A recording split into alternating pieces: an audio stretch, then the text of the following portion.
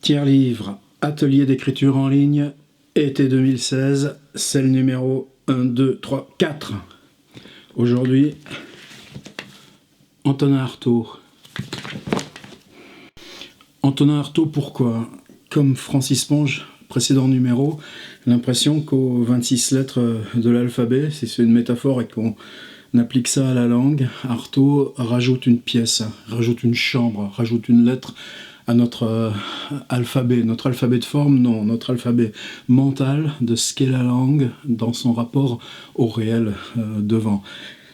Quelle chambre, quelle pièce? Celle-ci, le mental avant la profération, ce qui se passe dans la pulsion même d'en appeler à la langue et d'aller chercher la langue. Donc aujourd'hui, avec Artaud, ce qu'on va travailler, c'est qu'est-ce que mentalement on accumule, on prépare, on distend, on concentre dans la tension qui va donner l'intensité à la langue, dans ce qui se passe dans cette préparation mentale à ce qui peut aller du cri au récit, à la parole dirigée, à la profération sur scène, mais qui est de toute façon cet espace de langue, avant même qu'elle soit parole ou texte ou scène ou film. Alors pourquoi Artaud il a à voir là-dedans? C'est qu'on a quelque chose d'exceptionnel, c'est qu'avant même qu'il publie Le Pesner et l'ombilique des limbes en 1926, alors qu'il arrive déjà à ses 32 ans, il y a un échange de lettres avec Jacques Rivière, qui est le secrétaire avec Jean Paulhan de cette nouvelle revue française, qui n'est pas encore Gallimard. Et dans cet échange de lettres, il y a ces choses exceptionnelles, c'est Rivière qui ne répond pas, Artaud qui réinsiste, Rivière qui se sent contraint de répondre une lettre en disant que non, il ne publiera pas parce que c'est pas du poème, que c'est pas de la prose, et puis en même temps qu'il semble avoir compris que la personne qui lui écrit est peut-être pas dans ce qu'on nomme nous la normalité, rajoutant une phrase un petit peu sympathique comme quoi il y a quand même des choses qui l'ont profondément ému et qu'on pourrait en mettre quelques extraits dans la NRF. Ce qu'il n'a pas prévu, c'est qu'immédiatement le type lui répond qu'il sait exactement ce qu'il fait, que c'est pas du vers, que c'est pas de la poésie, que c'est pas de la prose, parce que lui ce qui l'intéresse c'est ça, c'est ce qu'il y a avant la langue, c'est ce qu'il y a avant la crise, avant la dépossession mentale, et que ce qu'il écrit ne part pas de cette dépossession, ce qu'on retrouvera dans le fabuleux texte de la fin qui sera le dernier texte d'Artaud, Van Gogh, le suicidé de la société, mais qui est dans ce combat où l'esprit résiste avant la dépossession. Alors en quoi ça nous intéresse nous? Artaud d'abord parce qu'il est mobile, parce que continuellement cette recherche-là interdit d'assigner à la langue un espace de projection ou de réalisation d'œuvre. Chaque fois il faudra la rejouer un peu plus avant. Ce chemin dans la poésie, on le rejouera dans le théâtre pour avoir le cri, le souffle, la profération. Et puis le théâtre abandonnera son texte et deviendra improvisation, quelque chose construit sur scène. Et puis il y a le cinéma, et puis les textes sur le cinéma en relief, la miniaturisation des appareils, la question du temps, ce fabuleux texte qui s'appelle, je crois, 118 secondes, faire un film de 1h20 sur ce qui se passe en 118 secondes, moins de 2 minutes, dans la tête d'un brave homme. Et puis de là, le départ au Mexique. Parce que aller dans une société où art et religion n'ont pas été constitués comme tels, où on en est resté au culte, à la transe, à l'expérience directe de soi dans le réel, avant cette division et cette stabilisation occidentale, qu'est-ce que ça change là à la langue? Et tant pis s'il faut écrire en espagnol. Et puis ensuite, le retour, Hérodèse, et ce qui s'ensuit, qui est triste. Alors Artaud, comment il nous arrive? Le petit livre essentiel, celui avec lequel on va travailler, c'est toujours Poésie Gallimard. Le Pesner, l'ombilique des limbes, s'y ajoute la correspondance avec Rivière, et toujours comme les Poésies Gallimard, vous voyez l'état dans lequel, au bout de 3-4 fois, les pages se décollent, tombent, c'est du foutage de gueule, mais bon, comme ça. Ce qui fait que j'en rachète un par an. Voilà, celui-ci, celui-ci, j'ai déjà dû l'utiliser une fois, vous voyez, parce que la page se décolle aussi. C'est compliqué, l'édition d'Artaud. C'est quoi la référence? C'est ce travail fait par Paul Thévenin. Il y a 26 tomes. C'est maintenant complet, ça a été interrompu longtemps. Vous savez que Artaud n'est toujours pas dans le domaine public, il est mort en 1948. On a peut-être une chance d'en disposer en 2018, mais ça m'étonnerait parce qu'elle a été mobilisée à 2 reprises, 4 mois dans la guerre 14-18, et il y a toujours le petit-neveu, pour qui c'est le gagne-pain principal, je suppose. Donc cette édition a été longtemps arrêtée, puis finalement est allée à son terme, le tome 26, qui est fascinant, parce que c'est plus de 220 pages de notes prises par Artaud pour cette conférence de 18 minutes qui s'appelait Artaud le Momo, et qui a été prononcée par quelqu'un d'autre. Mais donc on voit cette écriture comme ça, ces 226 pages qui se créent une par une, et puis ça perd, ça se déboussole, ça glisse, et en même temps que se construisent ces 18 pages. Nous, ce qui nous intéresse, c'est le tome 1, où précisément il y a ces premiers textes, le Pesner, l'ombilic des limbes, et Paul Thévenin l'a complété d'un tome 1 bis, où il y a les textes de la même période, c'est-à-dire les poèmes qu'on a retrouvés d'Artaud avant l'ombilic des limbes et le Pesner, poème qu'on n'a pas publié, ou dans une petite revue de cet établissement du docteur Toulouse qui l'accueillait. Vous savez ce qu'on doit à ce Toubib qui avait inventé comme ça que cette petite quinzaine de patients qu'il hébergeait aillent dans Paris, se trouvent des activités. Artaud, qui n'a jamais eu d'appartement à lui, sauf une brève période de 2-3 mois où il a essayé de cohabiter à Paris avec sa mère et sa sœur, dans la période où il était acteur de cinéma ô combien célèbre, et s'il n'avait pas eu cette célébrité par le cinéma, est-ce qu'on aurait aujourd'hui cette œuvre complète? J'en sais rien, c'est plein de mystères, c'est plein de travaux à faire à l'œuvre d'Artaud, elle sent encore le soufre. Et c'est comme ça donc qu'il est arrivé à l'atelier de Charles Dulin, ce lieu d'expérimentation théâtrale formidable. Par exemple, on supprime la loupiote au-dessus, fixe au-dessus de la scène, et on utilise pour le théâtre les artifices du cinéma, les poursuites mobiles, les éclairs au magnésium, la proximité avec le public. Et inversement, c'est dans cette petite clinique, je crois qu'il y a à Meudon, où ce même docteur leur propose comme ça de publier eux-mêmes une petite revue. Et donc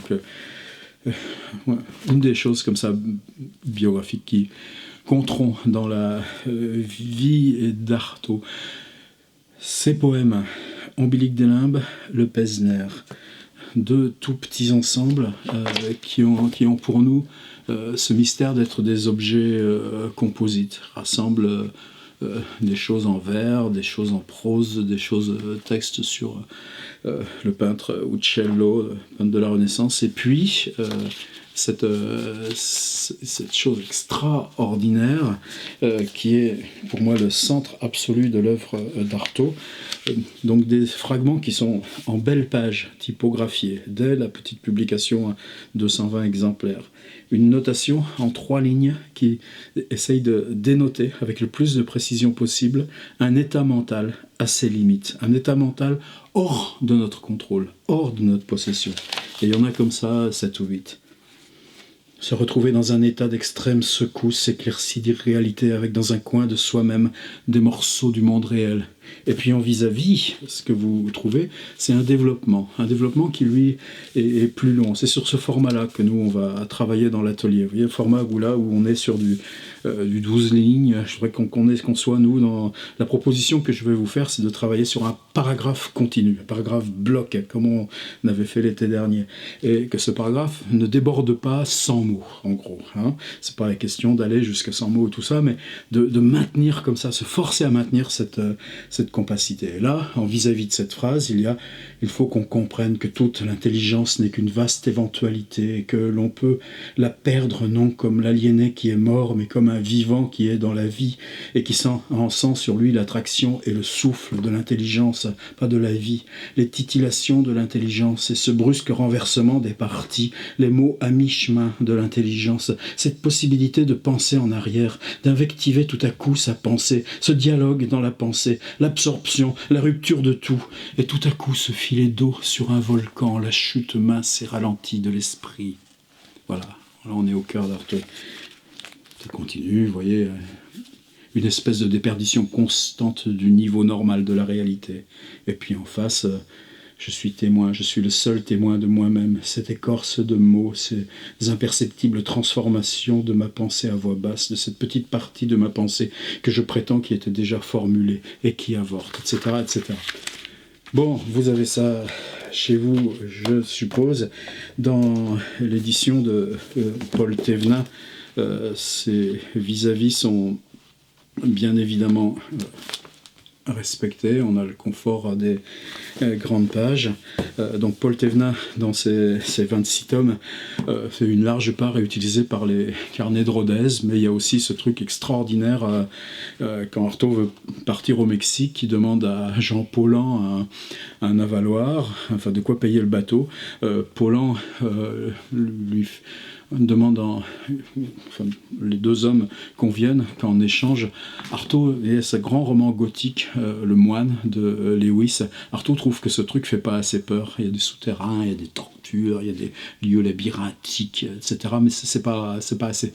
C'est le 19e siècle. Donc lui qui parle pas anglais va convoquer quelqu'un qui écrira sous la dictée, comme Artaud fera toujours jusqu'à la fin de sa vie, auquel il va raconter ce qu'il comprend du Moine de Lewis, mais en l'amplifiant pour que ça fasse vraiment peur. Ça s'appelle Le Moine de Lewis, raconté par Artaud. Il y a aussi bien sûr les textes sur le théâtre de la cruauté, le théâtre est son double, et ces choses-là sur le souffle, la respiration, la voix. Quand je joue, mon cri éveille son double de source dans les murailles du souterrain. Une de celles dont je me souviens, moi, par cœur. Il y a le tome 3 aussi, qui pour moi est extrêmement important, et il y a beaucoup de matériaux dedans.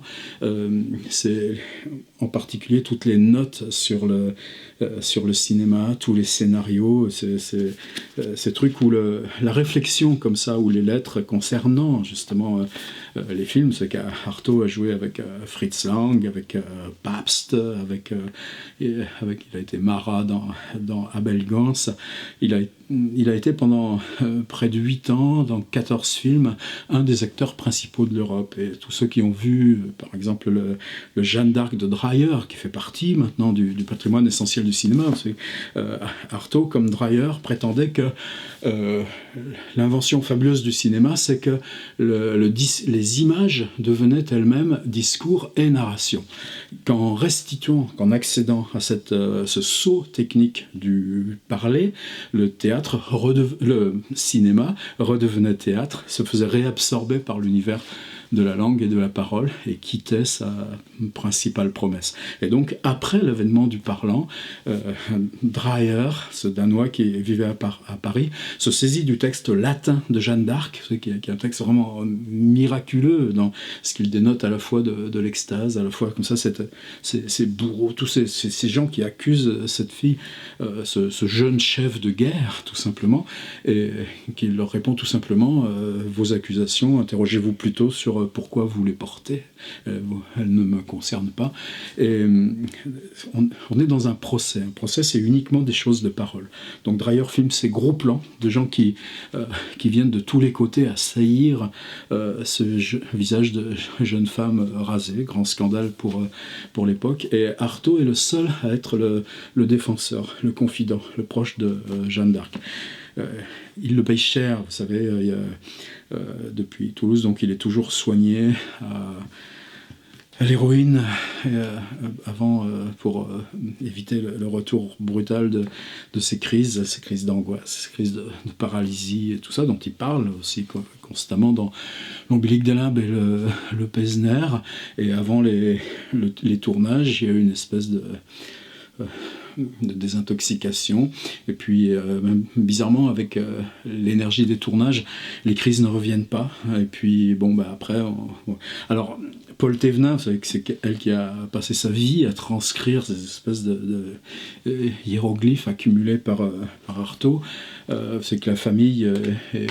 Gallimard ont tenté de l'évincer, l'ont même accusé d'avoir volé ses manuscrits, ce qui est une aberration totale, et donc ont pu négocier avec l'héritier pour proposer ce quarto, qui pour moi est à la fois indispensable, parce que y a l'iconographie, il y a les repères biographiques, il y a les lettres aux médecins, et tous ces trucs-là. À la fois, évidemment, c'est une compilation, donc des textes qui manquent. On n'a pas le moine de Lewis raconté par Artaud, mais il y a la section sur le cinéma, c'est bien foutu. En même temps, Paul Thévenin a été littéralement évincé de ce travail. Et si vous prenez par exemple ces textes sur le Pesner que je vous ai lu, voilà comment il ressemble. Tout tient quasiment sur 2 doubles pages avec 2 lignes, un blanc, 10 lignes, un blanc et 2 lignes, un blanc, 4 lignes, un blanc, etc. Évidemment quelque chose qui casse complètement un texte, pour moi, qui renverse la totalité de l'écriture contemporaine. Donc il faut avoir le quarto, en tout cas pour nous qui enseignons, pour nous qui propageons Artaud, et s'en méfier, s'en méfier, s'en méfier. Donc le paradoxe de ces séquences d'atelier, j'ai appelé ça « back to basics », c'est-à-dire on part des fondamentaux et on refait ce parcours ensemble. Il y a des gammes à faire, des apprentissages. Ça veut dire quoi? Ça veut dire que pour nous qui écrivons aujourd'hui, 100 ans ou bientôt après l'écriture de ces textes, pour nous qui sommes familiers du théâtre, du cinéma, qui savons que la notion même de l'art doit être mise en cause à chaque fois qu'on s'installe dans une production, je préfère ce mot-là, la création. Je vais éteindre la lumière, hein. On n'en a pas besoin. Ces choses-là, pour nous, travailler sur le mental, nous semble une instance comme les autres de l'écriture. En plus, là je ne vais pas entrer dans l'espace de cette vidéo, mais lisez Changeux ou n'importe qui, la conscience qu'on a de ce qui se passe dans notre cerveau est évidemment en complète rupture depuis un demi-siècle, quelque chose que Artaud lui-même n'aurait jamais supposé. Je me refuse à entrer là-dedans, c'est pas la question. Ce qu'on sait, c'est que la pensée du jeu, la pensée du sujet n'est pas une instance qui convient pour appréhender ce qui se passait ce qui se passe dans cette espèce de structure qui ressemble à de la mousse à raser un peu mollasse, et ces organisations en neurones. Pour s'en tenir à un seul exemple, enfin 2 exemples, le nourrisson, on passe l'ongle dans le pied, et c'est un réflexe qui dure jusqu'à 18 mois et quelques.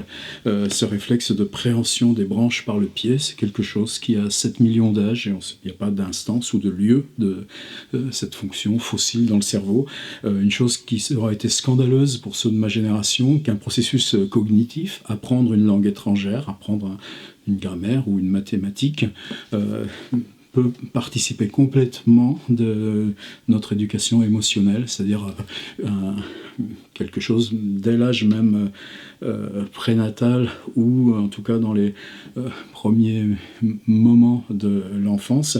Une émotion se traduit par un circuit électrique complètement aléatoire dans cette masse dont nous n'utilisons qu'une toute petite partie. Par contre, ces circulations et ces dessins aléatoires qu'on sait aujourd'hui mesurer avec des isotopes de l'oxygène à faible durée de radioactivité, constituent des espèces de routes rémanentes qui servent de structure à ces apprentissages cognitifs. Passons. En tout cas, pour moi, Artaud, précisément, c'est revenir en amont, au moment où s'invente par lui, qui était dans une situation arbitraire, extrême, la possibilité de se saisir du mental en tant que tel, et de lui faire place dans le statut du récit ou de la langue.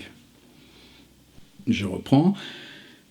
Pour nous, le statut du mental dans le récit, c'est quelque chose d'ordinaire, d'habituel. Par contre, pour Artaud, c'est une rupture. Est-ce que cette rupture a des antécédents? Probablement. Regardez Baudelaire, on est dans du sonnet, 4 vers, 3 vers, 3 vers, mais sois sage, ô ma douleur, et tiens-toi plus tranquille, ou morne esprit, autrefois amoureux de la lutte, l'espoir dont les peurons attisaient ton ardeur, etc. etc.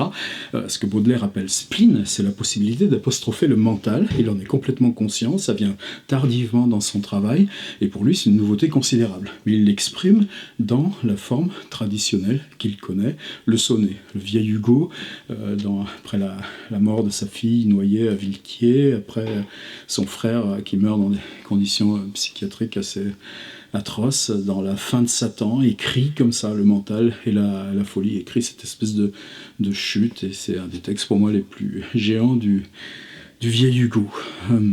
Mais quand Artaud arrive, c'est pris en tant que tel, et c'est la langue qui va se modeler d'après cette instance. C'est ça l'invention d'Artaud.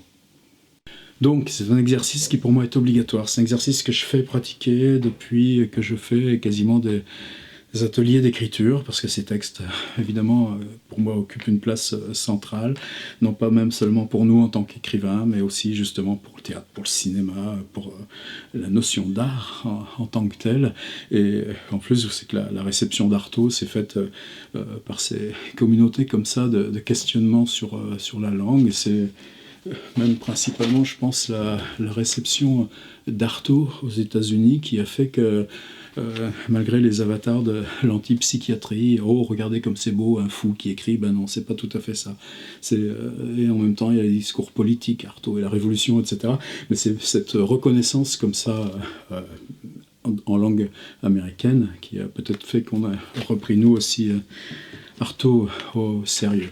Alors ce travail, pour les abonnés au site, vous savez vous le trouverez dans les ressources, il y a un chapitre là-dessus dans la première version de Tous les mots sont adultes, justement mon chantier là, pour les mois à venir, la refonte complète de ce que j'avais appelé méthode pour l'atelier d'écriture. C'est pour ça que j'ai besoin de ce travail qu'on fait ensemble, c'est pour ça que bienvenue à ceux qui nous rejoignent. C'est pas quelque chose de vertical, c'est un labo, et si je pose ce que je peux faire ici dans ces vidéos, c'est poser les questions que je me pose. Donc par exemple, jusqu'ici, j'avais moi toujours travaillé avec ces choses en vis-à-vis, les notes brèves et puis ce développement de langue, un truc, et je donnais comme consigne qu'on va garder. On a tous mémoire dans notre propre biographie ils sont pas forcément nombreux, 1, 2, 3, pas plus, des moments où pour nous la prise de contrôle, qu'elle a été instantanée, accident de bagnole et le ralenti qu'on vit, ou réveil comme ça après d'une anesthésie après opération, et le moment où on n'a pas encore conscience du corps alors que mental comme ça, ou une grande émotion violente, ou le moment où un musicien s'avance devant la scène, au bord de la scène, et n'est plus que tout seul pour lancer ce qui va se produire, qu'il a évidemment travaillé, mais dont il ne sait pas comment ça va surgir là dans l'instant. Donc quelque chose qui peut sur une fraction de seconde, ou une période de 3 jours, ou un deuil, c'est plusieurs mois et tout ça. Et je m'étais toujours donné comme consigne, on convoque comme ça ce moment où il n'y a pas contrôle de soi-même, où on est dans la perte de contrôle. Par contre, à la fois pour s'en protéger, c'est-à-dire qu'on prend pas le risque, c'est pas d'aller brasser ces trucs qui comptent, et en même temps, précisément, à la fois s'en protéger et à la fois s'éloigner de toute question autobiographique, pour donner à la langue, pour autoriser à la langue ce rapport avec le mental. Le texte n'autorise pas qu'on puisse, à partir de ce qu'on lit, retrouver les conditions biographiques ou le récit biographique évoqué.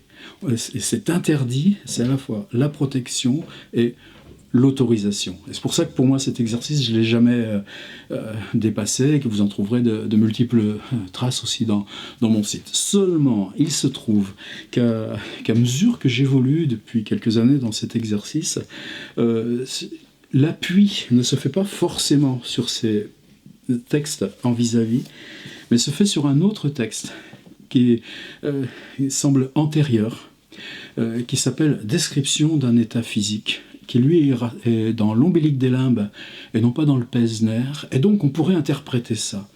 Avant même Artaud, dans ce lieu comme ça où s'invente par ses textes en vis-à-vis, quelque chose qui bascule la langue et lui ouvre un nouvel espace, lui-même trouve cette première approche, ce premier domaine, par un texte en prose, avec des paragraphes, mais chaque paragraphe commence par une minuscule, donc c'est quand même un texte continu.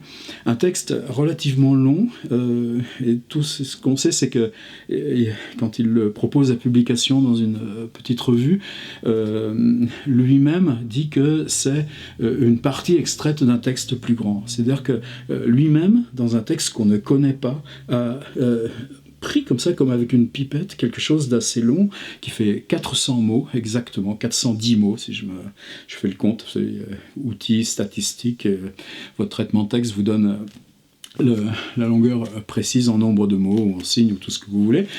Restons en nombre de mots, 400 mots, et ces 400 mots, il appelle ça description d'un état physique, parce que on ne sait pas les conditions avant, on ne sait pas les conditions après, et la langue qui ne parle pas au « je », il n'y a pas de référence à un « moi », ça je voudrais qu'on le garde et je serais très strict, je ne mettrais même pas en ligne, tant pis pour vous, les textes qui ne respecteraient pas ce truc du « je », quittons le « je », c'est le corps qui parle, on travaille le corps et le mental, et l'énonciation de nous dans le réel se fait à travers le moi, en dehors du moi, en amont du moi, j'ai pas le vocabulaire, ça me dépasse, mais en tout cas ne s'exprime pas par un jeu qui rassemblerait ça comme sujet, qui implique après, évidemment, il y a les verbes vont travailler, mais corps, mental, élision de ça, note brute concernant ça, le texte d'Artaud sera explicite, et puis on y va. Voilà, donc ce texte description d'un état physique, j'avais toujours eu, vous le trouverez aussi dans mes petites fiches, une petite page d'extraits où il y avait toujours donc des extraits de ces textes en vis-à-vis, et puis un petit bout, un extrait donc de description d'un état physique qui lui-même est un extrait. Et depuis 1 an et quelques, je m'aperçois que souvent c'est ce texte-là qui pour moi devient le plus questionnant et celui sur lequel j'appelle progressivement mes étudiants ou les participants au stage à venir comme ça rejoindre Artaud. Donc j'ai fait un petit peu, pas marche arrière, et un retour à mon, comme disait René Char. Et ce que je vous propose dans les fiches imprimables, donc c'est la version intégrale de ce texte, de ces 400 mots qui s'appelle « Description d'un état physique ». Vous m'avez compris, je répète, l'événement, pas possible de contourner, d'aller convoquer une source autobiographique où il y a eu cette perte de contrôle et donc où on la connaît. On la connaît non pas pour ces trucs-là, mais qu'est-ce qui change dans les perceptions des yeux? Qu'est-ce qui change dans la moiteur ou la transpiration des mains? Qu'est-ce qui change dans l'envie de se crisper ou se paralyser, ou au contraire l'agitation? Qu'est-ce qui se passe dans le rapport au jour, à la nuit, à la lumière? Qu'est-ce qui se passe dans le dédoublement de soi, dans le rapport aux autres, dans les goûts qu'on a dans la bouche, ou les rêves qui viennent, etc. On est dans un journal du mental, description d'un état physique. Le titre est absolu et suffisant. Il n'y a pas de jeu. J'aimerais bien qu'on refasse, comme l'année dernière, un travail où, pour une fois, chacun ne ferait qu'un paragraphe. Et je vous propose, non pas les 400 mots d'Artaud, c'est trop long. Et ce qui est fascinant quand on voit le côté brut de ces textes, ce qui rappe, ce qui casse, ce qui est littéralement fou, mais dans la plus grande conscience artistique du terme, dans ces textes d'Artaud, dans le tome 1 bis que propose Paul Thévenin, c'est la façon dont tous ces textes ont eux-mêmes leur propre archéologie, leur propre version, leur propre préalable dans le travail d'Antonin Artaud. C'est-à-dire que le brut est une conquête, le brut n'est pas un point de départ. Ça, je voudrais qu'on en ait vraiment conscience. Donc, ensuite, je vous laisse faire. Description d'un état physique, vous prenez l'élément source, vous allez le chercher, et vous savez que vous pouvez prendre ce risque précisément parce que pour nous, ce ne sera pas lisible, ce ne sera pas compréhensible, ça n'adviendra pas à la surface du texte. Le texte ne sera pas interprétable, sinon pour ce qui concerne le corps, le mental, l'énonciation, hors du jeu, l'énonciation du corps dans réel, et cette corporéité, c'est aussi la corporéité mentale. Vous savez combien toutes les recherches aujourd'hui, tout ce qui nous traverse dans la vie courante, qui peut être lié à tous ces trucs-là. Comment on soigne les traumatisés d'accidents de la route, ou ceux qui reviennent de 2 ans en Afghanistan où ils ont tué des gens. On travaille simplement par les réflexes des mouvements oculaires, et travailler ces choses de réflexes oculaires permet d'entrer très profond, comme ça. Pas d'exemple, pas de détail. Donc, un paragraphe, pas de jeu, l'élément source, interdit qu'il soit là. Et moi, je voulais vous proposer une autre chose. Et c'est là-dessus que je serais complètement, pour moi, dans du nouveau. Dans ces 400 mots d'Artaud, dans chaque paragraphe, il y a au moins un mot-clé. Est-ce que vous pouvez prendre, pas dans l'ordre, évidemment, mais vous saisir des mots que propose Antonin Artaud, et dans ces mots, s'en servir, vous, pour aller chercher votre propre discours, non, je sais pas, votre propre organisation de langue. L'ombilique des limbes, j'essaye de le retrouver. Vous savez, le début de l'ombilique des limbes. Là où d'autres proposent des œuvres, je ne prétends pas autre chose que de montrer mon esprit. La vie est brûlée des questions. Je ne conçois pas d'œuvre comme détachée de la vie. Je n'aime pas la création détachée. Description d'un état physique. Une sensation de brûlure acide dans les membres, des muscles tordus et comme à vif, le sentiment d'être en verre et brisable, une peur, une rétraction devant le mouvement et le bruit, un désarroi inconscient de la marche, des gestes, des mouvements, une volonté perpétuellement tendue pour les gestes les plus simples, le renoncement aux gestes simples, une fatigue renversante et centrale, une espèce de fatigue aspirante, les mouvements à recomposer, une espèce de fatigue de mort, de la fatigue de l'esprit pour une application de la tension musculaire la plus simple, le geste de prendre, de s'accrocher inconsciemment à quelque chose, à soutenir par une volonté appliquée, une fatigue de commencement du monde, la sensation de son corps à porter, un sentiment de fragilité incroyable et qui devient une brisante douleur, un état d'engourdissement douloureux, une espèce d'engourdissement localisé à la peau, qui n'interdit aucun mouvement, mais change le sentiment, voilà. Je vous laisse lire le texte, vous l'avez dans l'ombilique des limbes, si vous avez l'œuvre complète, ou quelques tomes des œuvres complètes par Paul Thévenin, si vous avez le Poésie Gallimard avec les pages qui s'arrachent, ou même si vous avez ce quarto, je dis qui est pour moi à la fois indispensable et critiquable. Ok, 100 mots, vous avez le texte dans les petites fiches, comme d'habitude, et j'attends vos contributions, et merci pour les précédents. À chaque fois, on a plus de 1500 visites.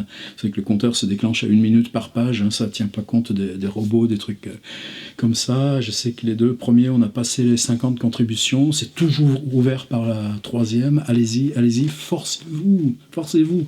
Et puis, on n'a pas le temps d'écrire. C'est pas vrai, jamais. Personne n'a le temps d'écrire. On peut s'obliger à le prendre. Non. Et puis là, Artaud, ça paraît bizarre comme ça, mais c'est peut-être une révélation au bout du compte de ce qui existe déjà dans l'écriture de chacun, mais qui n'existe pas de façon maîtrisée et consciente.